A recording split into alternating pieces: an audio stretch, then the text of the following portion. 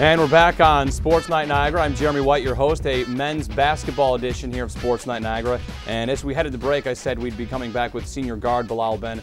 Guard, forward, what is it? I mean, your game is kind of a little bit of everything. Just a basketball player. Just a basketball player? Just a basketball player. All right, not defined by anything. Tell us about your story. I know a little bit about your story, about what brought you to Niagara. How did it come about that you ended up with the Purple Eagles? Well, actually, on my visit, I met with Robert Garrison, and I had influence from Tyrone Lewis and a couple of the Philly coaches, and Coach Akbar, who was the assistant who brought me on my visit and everything.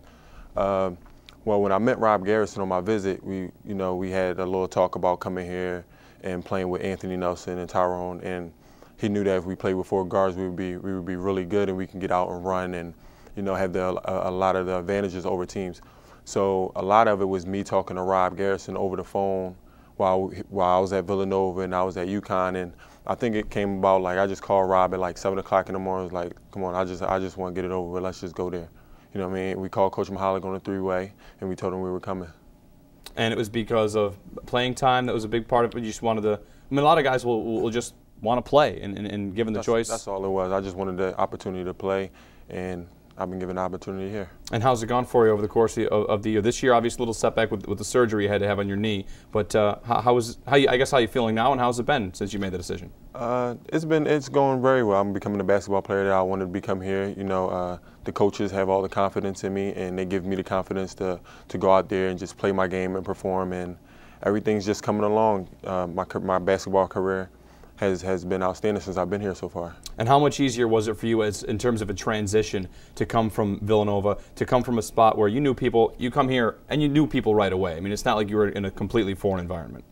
It was pretty much easy. The coaches from Philly, Tyrone, Kashif, a lot of kids from Philly and Scooter Gillette, who now play with us. So the transition wasn't hard at all. You know what I mean? You're here to play basketball and do your schoolwork, and that's what you try to focus on. Now, you've already received your sociology degree. Yes, sir. And are working on a second degree in criminology. So how are those two going to meet? What are your plans post-basketball? I'm just worried about school, and I'm worried about the season right now, and whatever happens after that is whatever happens after that. You know what I mean?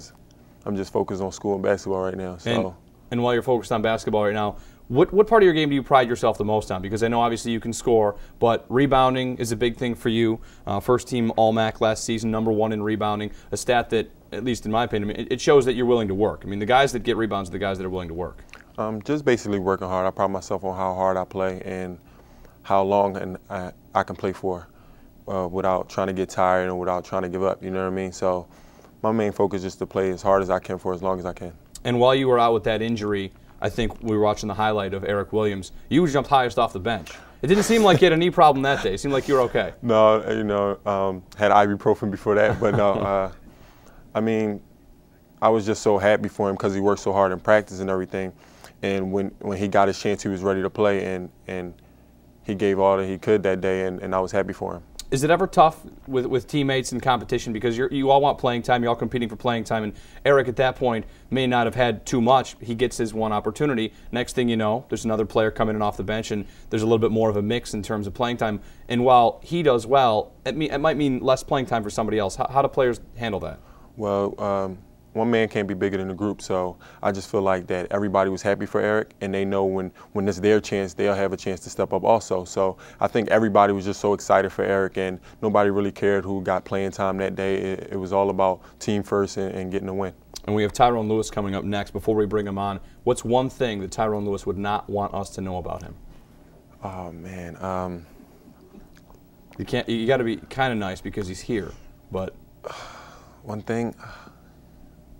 Something embarrassing? Every morning he gets up, he gets his do-rag ready and his grease, and he gets in the mirror and he brushes his hair 1,000 times. How long in front of the mirror? Like 10 minutes. 10 minutes in front of the mirror. All right. We'll see if we can pull him away from the mirror. We'll bring him up next. Tyrone Lewis next on Sportsnite Niagara.